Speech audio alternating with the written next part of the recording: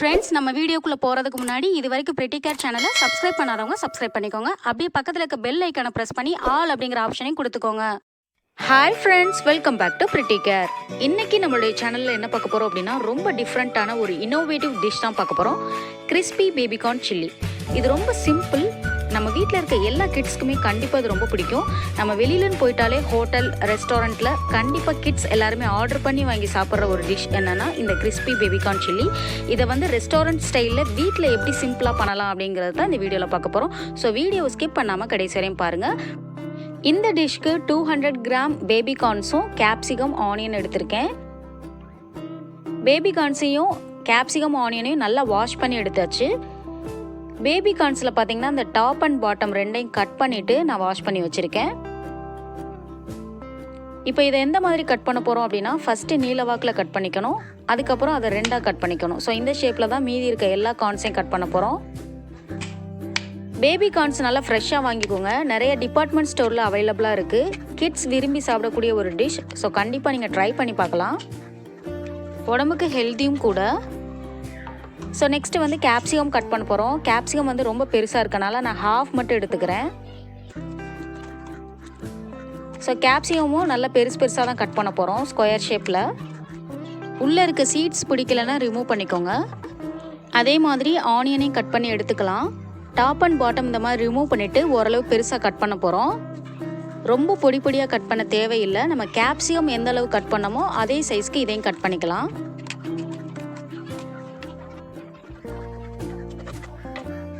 அதுக்கப்புறம் 3 பல் பூண்டு எடுத்திருக்கோம்.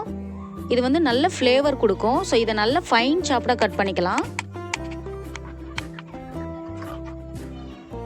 ஸோ இதுக்கு தேவையான எல்லாமே கட் பண்ணி எடுத்தாச்சு. இப்போ பேபி கார்ன்ஸை வந்து வேக வைக்க போகிறோம்.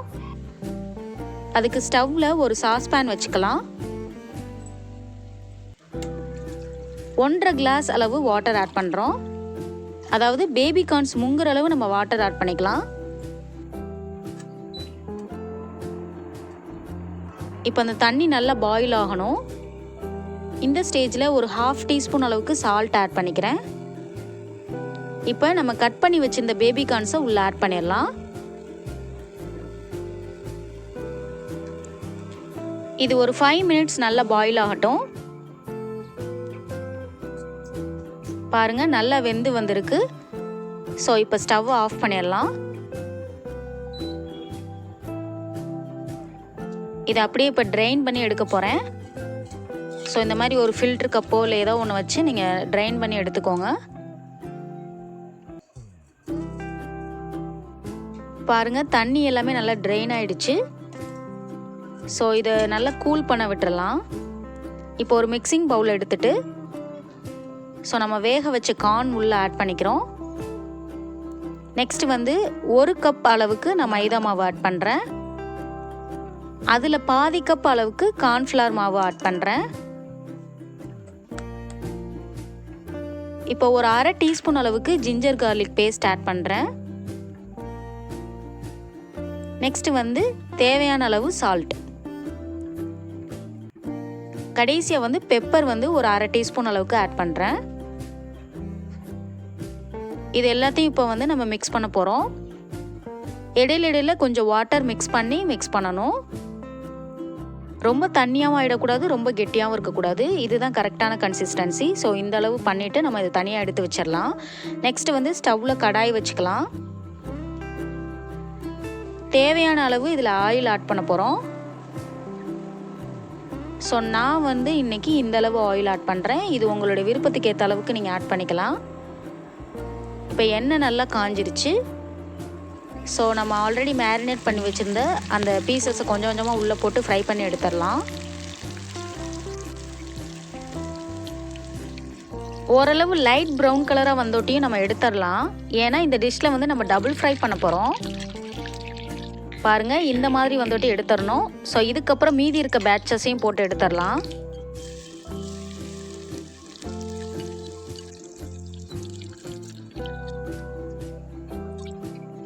இப்போ நம்மக்கிட்ட இருந்த எல்லா கார்னையும் எடுத்தாச்சு. இப்போ டபுள் ஃப்ரை பண்ண போகிறனால திரும்பி ஒரு தடவை நம்ம ஃப்ரை பண்ணதை உள்ளே போட்டு எடுக்க போகிறோம். ஸோ இந்த தடவை கொஞ்சம் வந்து டார்க் ப்ரௌன் ஆகிற வரையும் நம்ம ஃப்ரை பண்ணிவிட்டு எடுத்துடலாம்.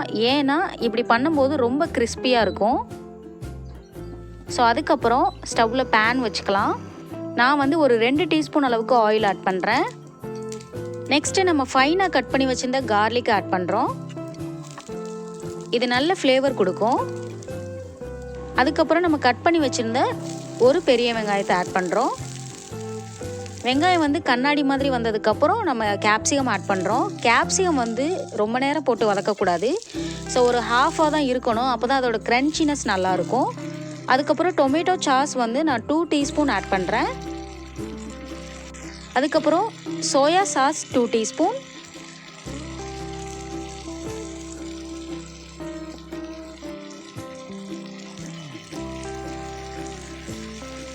நெக்ஸ்ட்டு வந்து வினிகர் ஆட் பண்ண போகிறோம். நான் வந்து சில்லி ஃப்ளேவர் எடுத்திருக்கேன். ஸோ 1 டீஸ்பூன் ஆட் பண்ணிக்கிறேன். வினிகர் வந்து அதிகமாக ஆட் பண்ண தேவையில்லை. Kashmiri chilli powder 2 teaspoon add பண்ணிக்கிறோம். இப்போ இது எல்லாத்தையுமே நல்லா ஃப்ரை பண்ணிக்கோங்க.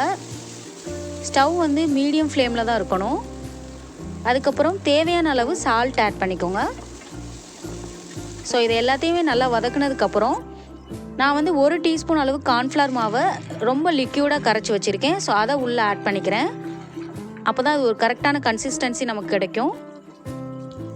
ஸோ இது கூட கொஞ்சம் வாட்டர் ஆட் பண்ணிக்கணும். உங்களுக்கு தேவையான அளவு வாட்டர் ஆட் பண்ணிக்கலாம். பாருங்கள், எல்லாமே நல்லா மிக்ஸ் ஆகி வந்துருச்சு. ஃபைனல் ஸ்டேஜில் நம்ம என்ன பண்ணுறோம், ஆல்ரெடி ஃப்ரை பண்ணி வச்சுருந்த அந்த கார்ன்ஸை வந்து உள்ளே ஆட் பண்ணுறோம். இப்போ இந்த கார்ன்ஸும் இந்த சாஸும் நல்லா வந்து பாயில் ஆகி வரணும். தண்ணியெல்லாம் வற்றி ட்ரை ஆகணும். ஸோ அது வரை வெயிட் பண்ணலாம். பாருங்கள், தண்ணி எல்லாமே வற்றிருச்சு. ஸோ இதுதான் ஃபைனல் ஸ்டேஜ். ஸ்டவ் ஆஃப் பண்ணிடலாம். இப்போ இதை ஒரு பவுலுக்கு ட்ரான்ஸ்ஃபர் பண்ணிடலாம். பாருங்கள், சுவையான கிறிஸ்பி பேபிகார்ன் சில்லி ரெடி. கண்டிப்பாக நீங்களும் இந்த டிஷ்ஷை ட்ரை பண்ணி பாருங்கள். உங்களுடைய கிட்ஸ்க்கு செஞ்சு கொடுங்க, விரும்பி சாப்பிடுவாங்க. என்னோடய வீடியோ உங்களுக்கு பிடிச்சிருக்கும் நான் நம்புகிறேன். ஸோ மறக்காமல் சப்ஸ்கிரைப் பண்ணுங்கள், லைக் பண்ணுங்கள், ஷேர் பண்ணுங்கள். கூடவே இருக்க பெல் ஐக்கானை ப்ரெஸ் பண்ணுங்கள். அப்போ தான் நான் அடுத்தடுத்து போடக்கூடிய வீடியோஸ்க்கு நோட்டிஃபிகேஷன் காமிக்கும். வேறு ஒரு வீடியோவில் வேறு ஒரு நியூ ஐடியாவோட சந்திக்கிறேன். Until then, bye from Divya Rajendran. Thank you.